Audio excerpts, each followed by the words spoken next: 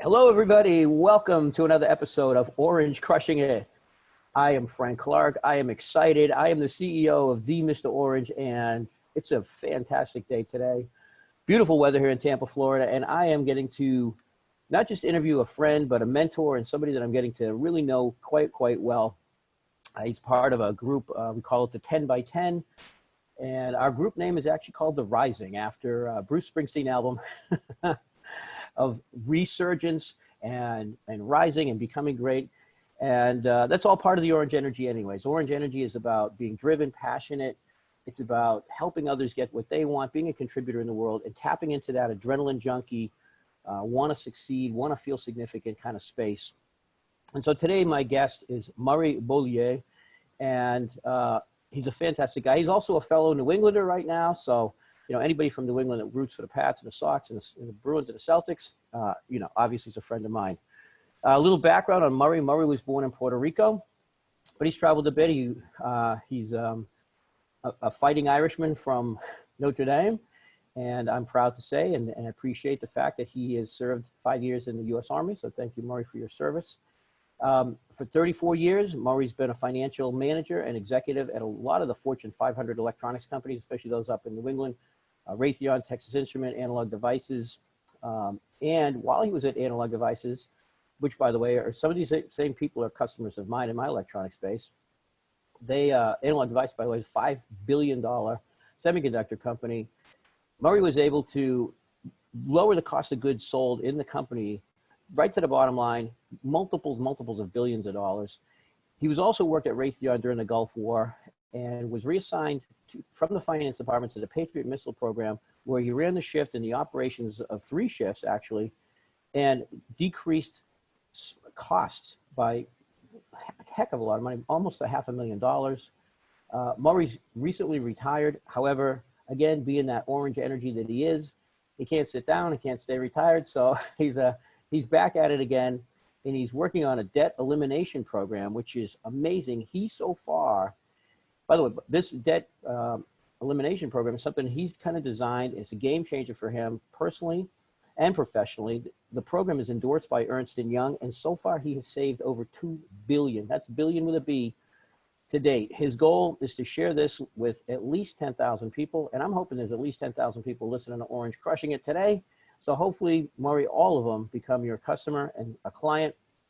Not only is a great friend, he has a PhD in LinkedIn, so he knows tons of stuff about how to, maximize your connections in that space. He's an old school rocker like me, loves the Rolling Stones. You can't see this is a podcast, but his virtual background behind him is the Rolling Stones. And we were just sharing stories before we got on this call about all of our rock and roll endeavors. Murray, welcome to Orange Crushing It. So glad to have you here, man. Thanks, Frank. It's really an honor to be here. What a lead in. I enjoyed the 30-minute pre-call. That was awesome. Yes, thank you. Great to be here. Yeah, thanks again. Yeah, our pre-call, we were talking about all the rock and roll memories that we have. Murray's been to 30 Rolling Stones concerts. I've been to about 25 Aerosmith shows, and so we're just kind of swapping notes, which will be a podcast for another day coming in the future. I hope so. Yeah. So, Murray, I kind of gave you a little bit of a background here, but obviously, you're an accomplished guy. You've obviously worked a lot, and, you've obviously given a lot of time to us in the form of your service to our military, which, again, I appreciate very much. Thank you for that. What would you say, Murray, in your life, with all of these things that you've done, was a pivotal moment to you that you either recognized that, I can be a really strong, successful guy. I know how to achieve in the world. I know how to take things and make things happen. What was the moments in your life that you said, okay, I'm confident in who I am, and I can make something happen? Well, that's a great question. Early on, I think was getting the ROTC scholarship to get into Notre Dame was a big deal. The year I applied, they only allowed like 1,000. They only awarded 1,000 of these, and there was like 75,000 applicants. So I don't know how I got it, but I got it, and that enabled me to go to Notre Dame. And that was a big swing. I kind of considered myself just an average guy, but I thought, oh, this is a pretty big deal. And I didn't really realize it until I got to Notre Dame. It's a pretty competitive place. Sure. Back in those days, we didn't know too much about, no, I didn't know too much about it except the football team, but there's a lot more to it than that. And then when I got out of the Army, it was pivotal. I just felt like I could, I kind of grew up fast, I Yeah. went from a 21-year-old college kid to being a platoon leader of 30 guys. And this was the all-volunteer Army. They had just stopped the draft. There was a very anti-military mentality after the Vietnam War, okay? And it doesn't say this in my bio, but the first 30 guys I had in my platoon were in the Army because the judge told them you either join the Army or you're going to prison for 10 years. So I wouldn't say I had the highest caliber, and I didn't know what the hell I was doing, so I grew up fast, in 5 years. And then I was able to parlay that plus a lifetime of, my dad was in the Army. We moved every year. So one skill I got good at was meeting people. Every year we went to a different school, and developing rapport, which to this day is probably my strength, sort of like that pre-call, right? Yeah. I like people. I like working with people, and that's, I like helping people. So I think, I don't know if I had to summarize, I would say that those were pivotal moments in my career. Awesome. How do you go, Murray, from working in semiconductor to now you're retired, you're able to, receive a nice retirement package, and yet you go, you know what? I want to get into debt elimination. I want to help people lose their debt. I mean, that's an important thing because especially now we're in this pandemic right now. Yes. And people need to readjust the way they spend money. They need to, Yes. they've been forced in many cases to have to analyze this and look at it. Yeah. So it is a big deal. Yeah. So here, I kind of backed into it, to be honest. Okay. So, and by the way, you were a little bit too generous on that. I was not the one who came up with this. I plugged into a business model that has already that is doing this. So this debt elimination program, the fact that they were endorsed by Ernst & Young was compelling to me because as a corporate finance guy, Ernst & Young had been in my underwear for 35 years. So I knew that if they, hey, that's a pretty reputable company. I knew that they had something good to offer. So what I was looking for is something that I could sort of parlay my financial experience in a big corporation to help the average Joe, Sure. What I found out was the finance stuff that I was doing for big corporations, and you'll appreciate this because you're in the same space. I was doing manufacturing finance, which is the cost of goods sold line, right? Mm-hmm. Completely unrelated to personal finance, right? So, but there's some concepts that are the same, like debt and interest rates and, outsourcing and things like that. And Well, so and cost of goods also could be, cost of goods is your groceries. Cost of goods is your spending at home. Cost of goods is your clothing budget. Cost of goods is your vacation budget. Those are all COGS, right? Frank, I'm going to hire you as my agent right after this call. That's Right. absolutely correct. No, but you're right. But yeah, so that's the kind of thing I was trying to, I was trying to use my background as some credibility. And at the time I discovered this program after I retired and before I got into the debt thing. I was actually working with financial advisors, and we had this program to help financial advisors get more business. And one of the financial advisors said, well, I'm not really interested in what you have because right now. It's a great program, but let me show you this debt elimination program we have. And I was very skeptical. And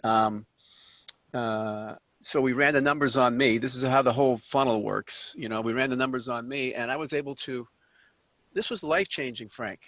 I had refinanced my house 4 times, like a lot of people do, to get a lower payment, right? Sure. So you have more cash flow every month. But I'm embarrassed to say that as a finance guy, I didn't look at the big picture. There's a lot of stuff happening when you refinance, including you're kicking the mortgage can down the road another 30 years, right? And when you look at a amortization schedule, which they always give you when you close, but they kind of gloss over it real quick, you know, because they don't really want you to look too close.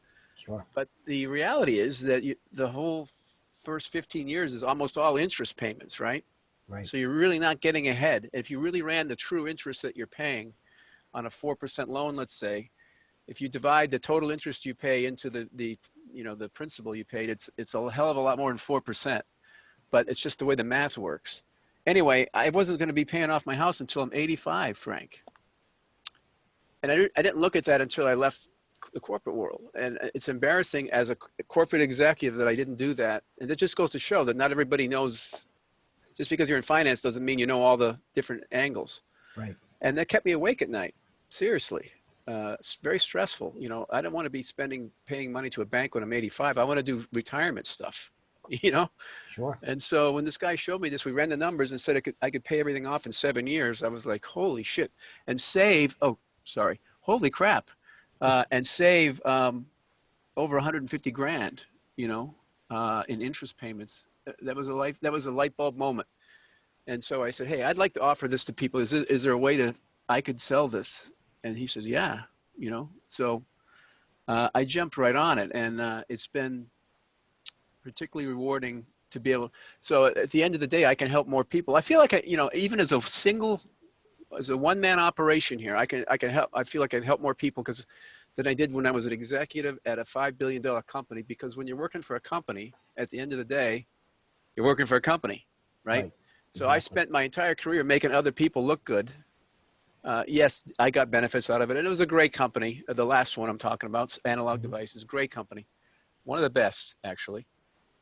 But at the end of the day, I still don't feel like I got compensated for what I brought to the table, and I didn't feel like I was helping as many people as I do now. Even I'm just talking one-on-one with average people and showing them what's possible, and there's a big educational element in this, you know, making people aware of. Debt is almost assumed nowadays. Everyone has credit cards at the yin yang. College debt is off the charts, and mortgages is what we talk about a lot. But there's all kinds of debt, and the government doesn't set a great example, right? I mean, so it's almost like debt is acceptable now. And you know, I'm rambling here, so I'm expanding on your answer. But debt is some great points. Debt is not bad. I mean, it's necessary. I would never have been able to buy a house if it wasn't for debt. But debt can also, you can go overboard, and it can control you. And really, that really grates me. You know, I really like to have my own freedom. You know, do what I want. And when I had, you know, and I wasn't paying off my debt, my mortgage until I was 85. That was really, without hyperbole, very stressful to me. And it was hard to explain to my wife, and that was a big thing, you know, explaining to my wife, you know, gosh, you know, I didn't think about this when we refinanced. Anyway, I just feel like the light bulb has gone on. The lights dawned on Marblehead, an expression you might recognize from being from Massachusetts, right? And so I just feel good about what I'm doing. And when I pay off my debts, I pledge to give 50% of all future income to charity, of which I'm working on the specific charities that I'm going to do that with. But that gives me the ability to do that. I'm very, very pumped. So thanks for asking, though. No, fantastic. Thank you for sharing that story with us. And, you know, again, you know, when the light bulb went off, right? When the student is ready, the teacher appears. And sometimes, you know, look at an amortization table and you go, oh my God, maybe that's the teacher, right? And we all of a sudden tap into that. It's your revenue, your profits to something charitable. I mean, that just goes to show the type of contributor and giver and great soul that you are, Murray, you know? And again, more reason why I'm so blessed to be a friend with you. You talk about mortgages. Seriously, you talk about mortgages, and I've heard, and maybe you can, you know, clarify this to some degree, if you just make 2 payments a month, or you take the 1 payment you're supposed to make and cut it in half, and you know, isn't there some theory about cutting 15 years off your mortgage by just doubling up your payments? The math, I'm not sure about the exact math, but it certainly will help you. If you do either one of those strategies, you will definitely save a lot of money in the long run. No doubt about it. Whether it's, you know, just creating 2 payments out of 1, or what was the first one you said, paying a little extra? Yeah, is you it? pay a little extra. You pay Yeah. like you pay what you owe, but then you send another Yeah. $200 or $500. No doubt, those are definitely winning strategies. Here's the problem with them, though, if there is a problem. If you can stick to that, uh, great. The problem is people can't stick to it, and the second problem is on the scenario where you're paying a little extra. In the system we have, you don't pay any extra. You keep your budget is not affected, your lifestyle is not affected, and you don't modify your loans. You stay within the same budget you have and still pay it off in 1/3 to 1/2 the time. And our system looks at all your debt. Credit card. Most people have more than one area, not just a mortgage. Oh yeah. If all you had was a mortgage, that would be great. That make one payment, make 2 payments a month. But typically people also have credit cards. They got a home equity line of credit, and the question is, which one do I pay off first? And how do I move all that around? There's a lot of math involved. So we have a system that has all these algorithms that are purely designed for you to either pay off interest or get interest in terms of return fastest. And it operates like a bank does. Okay, so let me give you this analogy, if I may. So bank, why? What are here? Let me ask you this, Frank. Particularly if you drive through Hartford, Okay. you could drive through any big city. Yep. What industry owns the biggest buildings in any city? The insurance companies Insurance companies and and the banks. banks, right? Yep. There's a reason Absolutely. for that, because they know how to use money to their advantage. They leverage, money. So when you have a checking account, this is a real simple scenario. But when you have a checking account, how much interest do you have on your checking account do you get from the bank? Oh, 1%, if maybe less than Checking account, you're lucky. Most people I know get zero. I get zero on mine, right? Yeah. Checking. I'm not talking savings. Checking. Oh, checking? Yeah, you get nothing for that. Zero, right? Yeah. So, but the bank is using your money in your checking account and loaning it out and making a lot of money on that, yeah. right? They're leveraging other people's money to make, and they're not paying you anything. So, and there's a I forget the name of it, but there's a difference between what they loan it out at and what they're paying you, and that delta is what they're making. And there's a bunch of strategic things they're doing to get them. They're squeezing the most they can out of all the money they have. And there's a reason they keep your checking account separate from your mortgage, because they don't want you to think about, hey, what if I kind of put those together? I could pay my mortgage off quicker. And they don't want you to know that, So what we do is you utilize all your financial tools that you have available to get to the right answer, to pay off that debt quicker. We're using the same logic that a bank does. There's 4 different strategies that, at least 4, that I cannot tell you the math on because it's way above my pay grade, but it does all the math for you. And here's the beautiful thing is, and sounds like an advertising thing. I don't want to get into advertising, but it's a financial GPS. If you're driving using your GPS while driving and you missed a turn, it says recalculate it, right? Oh. So this particular program we have, if life happens and you miss a payment or you want to buy a new car or whatever, if there's more variables that happen, it readjusts on the fly, and it will tell you, it will redirect if necessary, whatever you do. So it's amazing. It's amazing. And I'm getting overexcited here talking about it, but you can see that to me, I feel it's not only I just feel like more people should know this.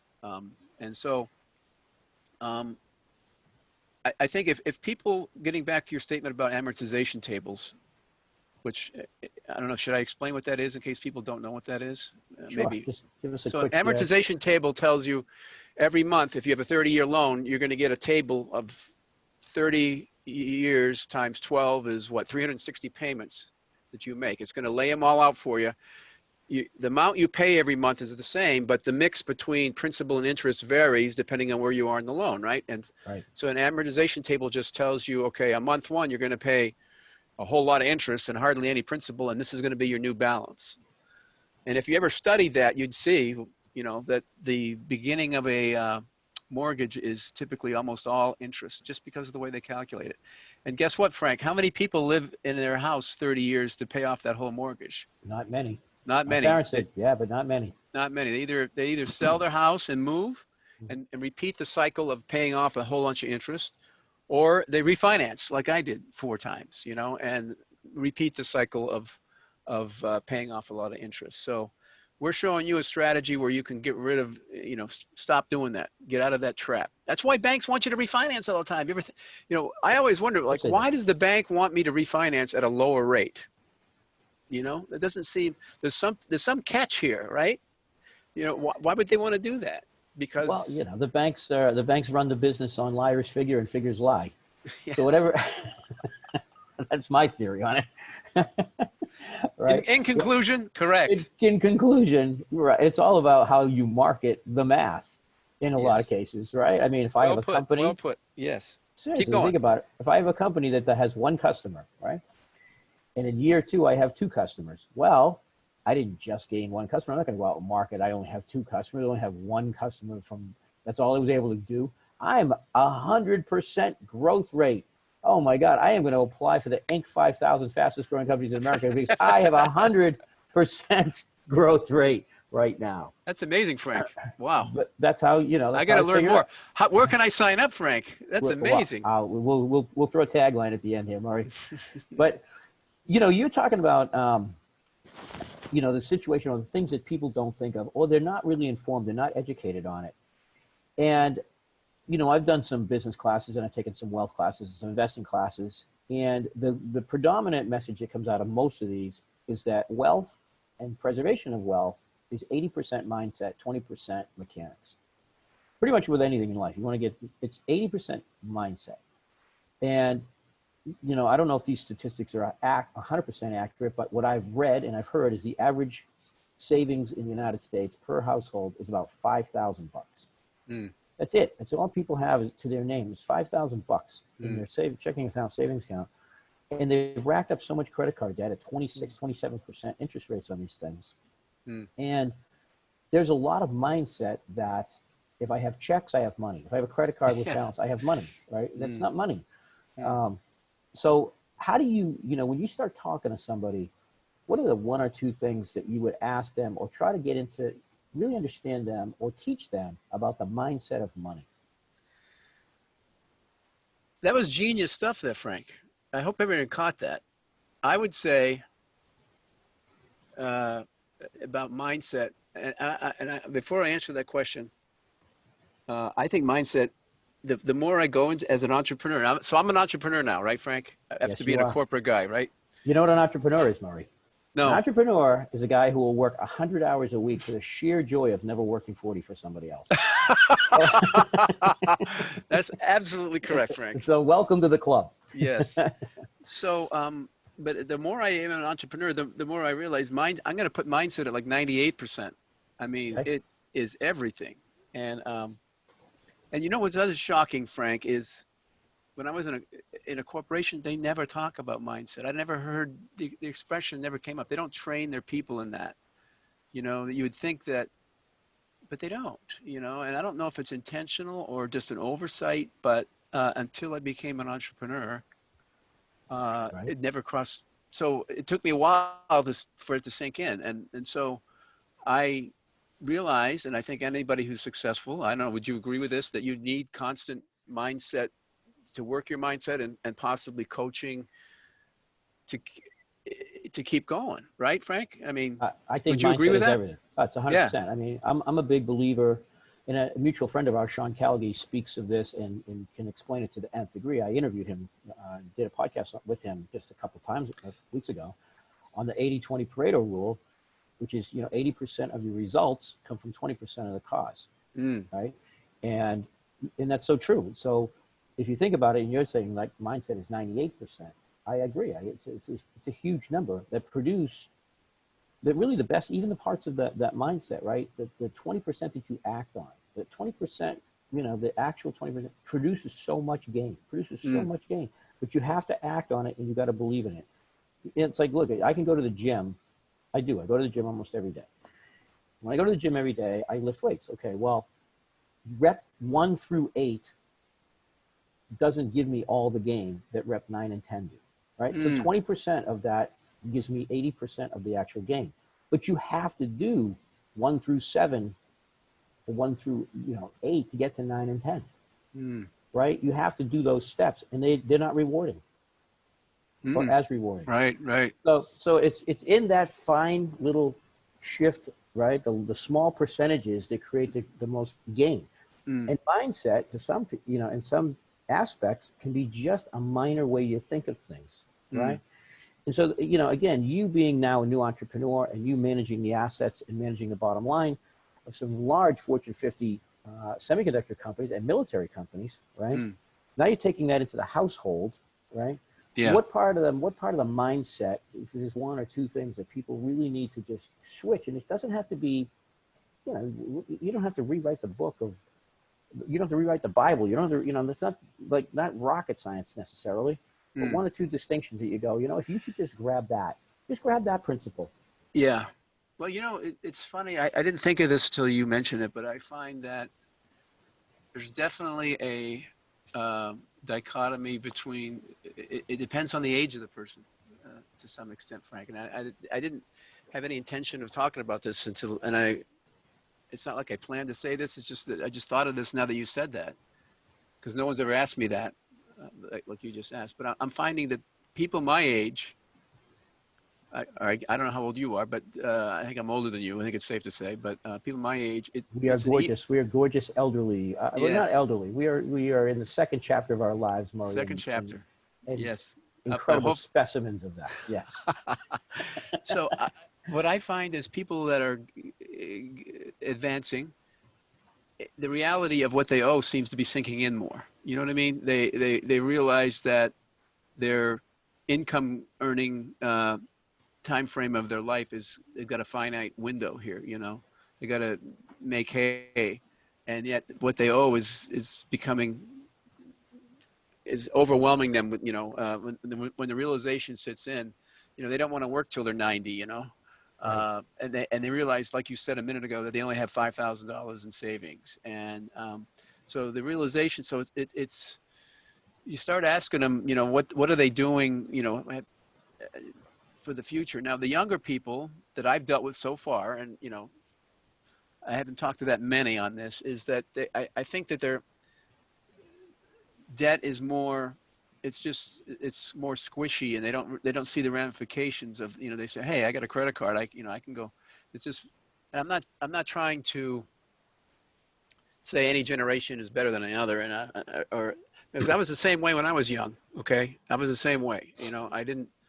I didn't get that, credit cards are, you have to pay them back. I mean, they didn't always have credit cards, Frank. And you think about it, the credit card is a thing the banks thought of so that people could buy more stuff and owe more interest. Really, the credit cards didn't come around until like the 40s or 50s, and they were very limited until somebody started figuring out they could make a lot of money with them. And then now they're all over the place. And now you can't operate without a credit card. So the mindset shift that they got to have is,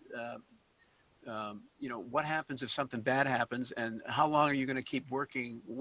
Have you looked at the numbers, further on down the road? What are you going to have, after you stop working, and are you going to have enough? And, I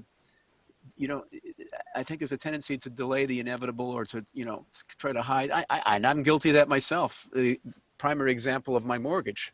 I mean, I didn't look at the whole picture, Sure. So you've got to you got to try to get them prepared to the extent they can. It's never too late, but what's the expression? The best time to plant a tree was 30 years ago. The next best time is today, right? Right. Same concept. So that's kind of the mindset they got to start thinking about. And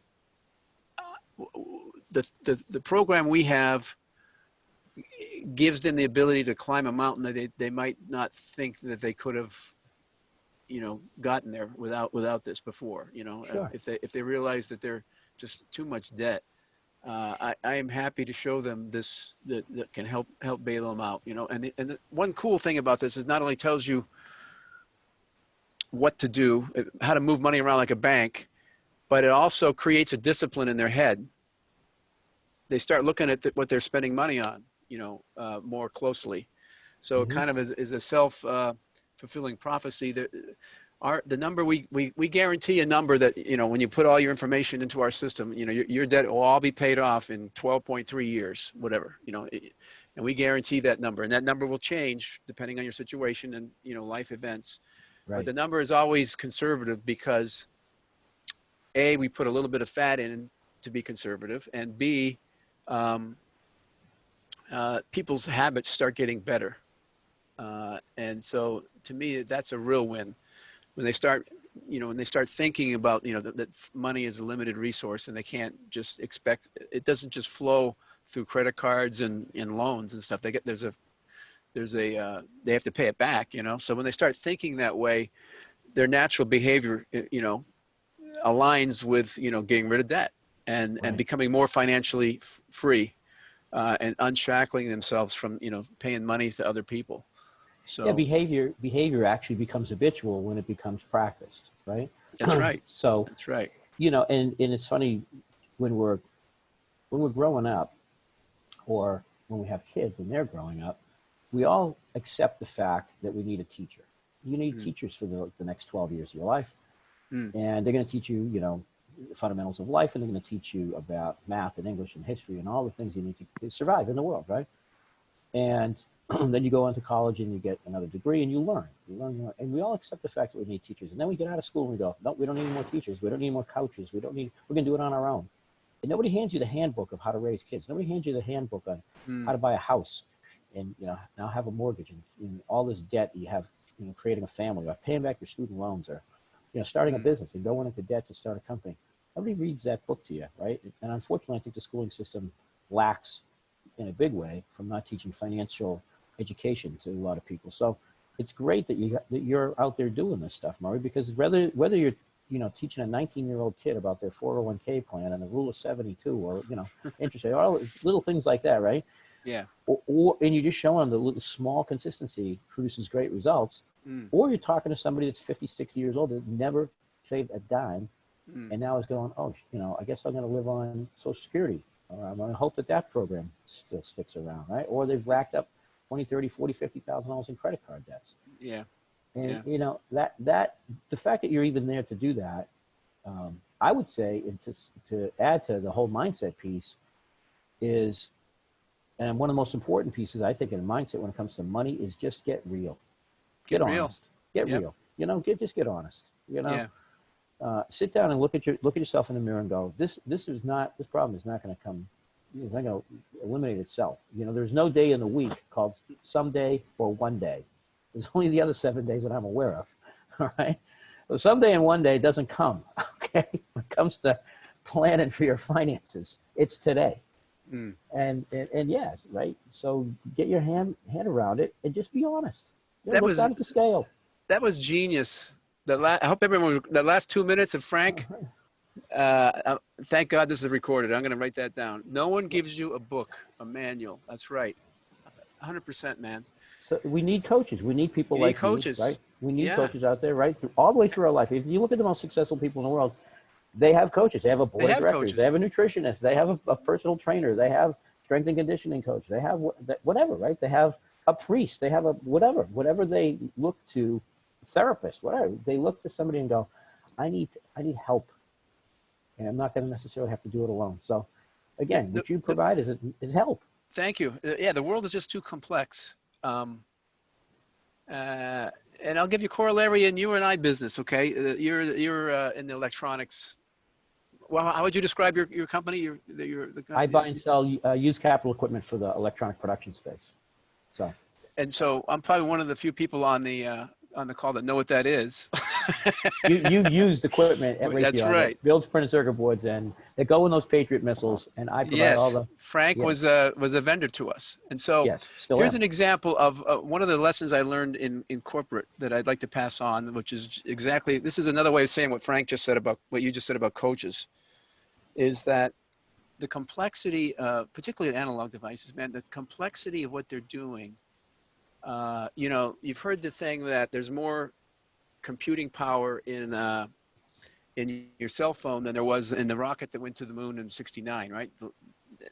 There's just so much complexity in everything, in electronics, in life, that no one can know it all now. This, you know, there used to be, you know, in the medical profession, there used to be my grandfather was a doctor who used to do house calls on horseback in a small town in Maine. Maybe you know Ogunquit, Maine? I don't know. It's a Oh, yes, small, oh, yeah. you Everyone know knows Ogunquit, Gunkwit. Maine?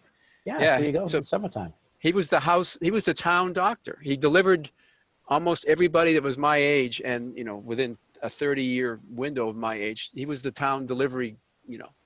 He was telling me once about a house call he made on horseback at night on Mount Agamenticus Mountain Road, which is the one little pimple of a hill that they have there to go skiing in Ogunquit, and you know, at night in a blizzard on a horse to deliver some baby. Anyway, the whole point of this is, back in those days, that's all there was general doctors pretty much, and now you go to your primary care, they call it now, if you have a physical or you need a prescription refill, or maybe you have a sore throat. But if you blow out your knee or you have a heart attack, that's just too complicated. There's just too much to know there, and science is too far. So they need to outsource, is my whole thing here, right? Mm-hmm. So they're sending you out to a specialist. Same thing in the electronics industry, is outsourcing more and more and more. By the way, this is a corollary to somebody who's in a corporate gig. Okay, you're going to get outsourced pretty soon. But anyway, so the storyline, if you're in a corporate world, is beware of getting outsourced. But Sure. We had more and more vendors that we were acquiring, you know, doing stuff that we used to do as analog, but to keep up the pace with the rest of the world, to be competitive, we weren't able to be smart in all these areas. We had a certain intellectual property in, you know, in these sensors, these microchips that do sensing, and we were really good at it. But all the things associated with making them, maybe, or, you know, other elements, we finally got smarter and smarter and started outsourcing it to companies who were specialties in those areas, right? And that's the only way they were able to grow. If we'd have kept everything in-house, they'd be out of business by now, right? So the technology is just moving so fast to cram all this, you know, thinking power into, you know, these tiny chips that they make. There's no way anyone can do it alone. Let me just try to circle back to the comments, okay? Yeah. You're seeing it, the world is more complicated and no one can do it on their own, to quote you. And that's 100% right. And the same thing applies to everyday life. You know, you just need a coach. And they might not be known as a coach. They might have another, you know, thing like advisor or priest or minister or mentor, or, you know, whatever it is. There's no way. You know, all these famous people have coaches. I have multiple coaches. You've got coaches, right? Sure. Yeah. I mean, there's just, sometimes you need help, and so don't be ashamed to ask for that. At the end of the day, you know, my first outsourcing, I'll end this long-winded answer with this. Okay, the first outsourcing thing I did that I can recall, probably did more than this, but you know, we have a pretty big lawn, and I would waste an entire Saturday. I like mowing the lawn, but right. It would take me all friggin' day, and I was working a corporate gig, right? So, you know, 12-hour days during the week, and then my Saturday was shot mowing the friggin' lawn. So that left like one day a week to do other stuff. Yeah. And I'm like, that's no way to live. So the smartest move I made, one of the smartest moves I made, was I paid some kid $50 a mowing, or whatever it was, $40, I don't know what it is. And he does better than me. He trims now. He trims the edging, you know, and all that. It looks a hell of a lot better. He sweeps all the stuff up, which I used to let just rot and blow away. Right. It looks a hell of a lot better, and I got a free Saturday, you know? Yeah. And if you look at the hour, and the way to do that is, what am I paying myself per hour versus what am I, you know, is it financially? It makes a hell of a lot of sense, not just from a time, but from a financial perspective. So the hot-winded summary conclusion to this is, you know, be sure to ask for help. And sometimes you don't know you need help, you know. Right. So that's Sometimes probably you the don't need biggest. help. That's probably the biggest challenge, right? Yeah. Put your ego on the shelf. You know, if everybody just put their ego on the shelf for once in a while and just said, "Look, you know, I'm a little bit vulnerable. I need some help." Yeah. You know, and be open to listening. Be open to, you know, experiment. Try something new. Right. You know, Yeah. that's what makes the world exciting, is when you step outside and live a little bit outside your comfort zone, which means you got to ask and put yourself in that situation. Yes. So, Yes. So Murray, you know, again, people can't see this because this is a podcast, but behind you Your virtual wall here is of the Rolling Stones. And Mm. so I need to ask you one question. As guys like you and I that are, we'll call ourselves, we'll call ourselves in the second or third chapter of our life. We're not in the, not the early stages of our life, but we're in the next chapter. Keith Richards seems to defy life itself, okay? Good. Yes, he does. Yeah, so, Quickie, what is one of your favorite Rolling Stone stories, and how does Keith Richards keep himself alive forever? How does he, I heard at the end of the world, okay, there'll be styrofoam, cockroaches, and Keith Richards. The only three things that will be left after the pandemic takes us all, right? I saw a meme yesterday. It's I'm gonna get it wrong, but it said that, there was at the top of the picture was, we think if we have the vaccine, there might be a chance we can get rid of the virus. And then the picture below that was a picture of Keith Richards smoking a cigarette saying, "This is the virus," like in other words, I'm not going away, Anyway, so I have a whole bunch of Rolling Stone stories, but I will share I'll share one. I don't know why I picked this one. So the first time I saw the Stones was in Germany. I was an officer in the Army. And by the way, I don't know. So the answer to your second question is, I don't know how Keith Richards lived so long. He's defied everything. There's no way he should have been dead 30, 40 years ago. I mean, he looked like 50 miles of bad road in 1980. And now God, he looks awful. But you know what? He doesn't give a shit. He's just out there and he's having fun. And I think, without a doubt, if you ask 1,000 Stones fans who their favorite Stones guy, at least 998 would say Keith. Yeah. And he doesn't mind not getting the line. He did mind it in the 80s. They went separate ways for a little bit, but anyway, let's reel me back in. The very first Stones show I saw, I was a lieutenant in the Army, and I had this friend. Now she wasn't a girlfriend, but she was a friend who was a lieutenant in the Army from West Point. First female class at West Point, which took some cojones, Yeah. And this girl was a badass, and she drove a BMW something. We drove to Munich, and we averaged 128 miles an hour. We averaged 120 miles an hour, and we got passed by two cars. One was a Lamborghini, and the other one was going so fast we couldn't tell what it was. So anyway, but that's a side story.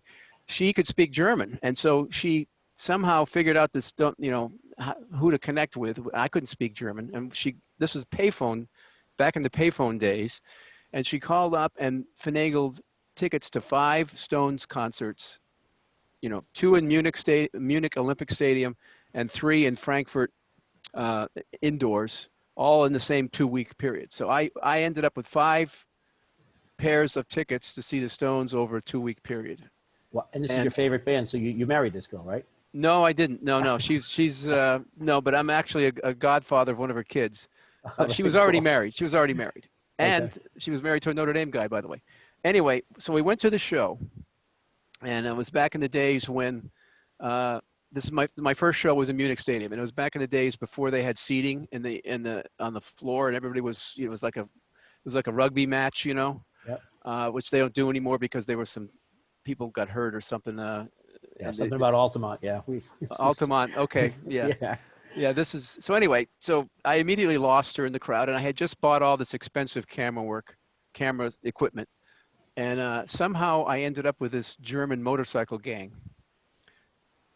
And I didn't speak much German, and they didn't speak much English, but the biggest guy, thank God he liked me. He must have been 400 pounds and about 6'5". He picked me up and put me on his shoulders. And I have some tremendous shots of Keith. This is my first Stones concert, so I wasn't backstage like you were, but for the first time, this was pretty badass. And I got some shots of, I was on the right one, the famous Ronnie side, right? If you're watching the Stones, there's a Keith side and a Ronnie side. Yep. The Ronnie side, Keith came up the runway, so I got some amazing shots of them, and they were on a cherry picker, and it was unbelievable. But the real funny part of the story is that Jay Giles was the warm-up band. I can't think of a better warm-up band for the Stones than Jay Giles. And I don't think the Germans knew much about Jay Giles. but they were like blown away. And that was just when the Jay Giles, Angel in a Centerfold album, whatever, Freeze Frame, whatever that album was, which was, I think, their biggest album. And they were on fire. And so, but right after the Jay Giles stopped and the Stones were getting ready, and the Stones are always late, we made a mad rush to the men's room. And in Germany, this might be PG rated. This is G. Yeah, give it. You don't care. In Germany, right? In Germany, they, at least in this particular place, they just had a wall with a trough on the floor, right? There was no individual urinals. And they had water rushing down at the high end, and it was, And so as I walked into the men's room, there's like 50 German bikers all lined up against the wall, all singing and swaying in tune. Na na na na na na na na na na na na na, and it was like choreographed urination. It was unbelievable. My God. Angel is a centerfold. Yes. And so apparently that song resonated with them. and then we saw the Stones, and it was just like it was a surreal moment. Yes. And then we saw them the next day, and then we saw them 3 more times in that in a 2-week span. It was just unbelievable. That's fantastic, dude. That is fantastic. Yeah. Well, we're going to have another podcast just to talk about music. And, I will challenge you that the Aerosmith is a better band than the Stones, and that I've been to see them almost as many times as you've seen the Stones. But, hey, that's okay. Agree to disagree. That's all. Okay. Hey, Murray, thank you so much for being on Orange Crushing It, being on the show today. Real pleasure listening to you, and a lot of your insight into money and debt, consolidation. And how can people get a hold of you? Because I think it's important that people reach out to you and, get their finances into check.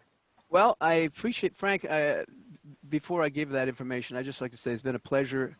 Frank and I are in a mastermind group. I think you mentioned it. What did you call it? Unblinded? Yeah, Unblinded 10 by 10.